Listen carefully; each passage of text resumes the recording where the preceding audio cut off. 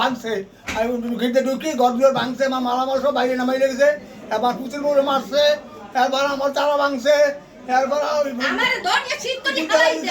কাপড় চুপ জ্বালাই দিছে পুলিশ আর ওই সন্ত্রাস বাহিনী কত দিন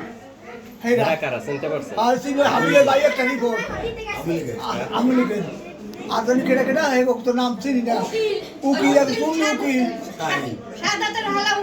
চুন্নু উকিল ভাই উপকারে জানি আমার পৈতৃক সম্পত্তি আমার আমি নোটিশ পাই না পুলিশ পাই না কিচ্ছু পাই না আমি টাকা জমা দিচ্ছি ৮০,০০০ এই আপিল করছি এরা কি দাবি করছে উচ্ছেদ করছে আমার এই করছে ওরা করছে কি জানেন আমি তো মামলা ৪ মাস পর্যন্ত যেতে পারি বসে হওয়া মেডিকেলে এই আর পরে ওরা করছে কি একটা রায় করি হেরেছে আমি টের পাই আমি লগে আমি ডিস্ট্রিক্ট আপিল করছি। এরা কি বললে মামলা করছিল?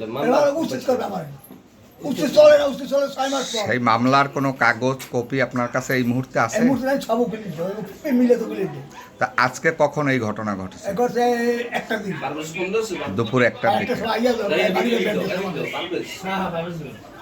চাইছে এই বিদেশি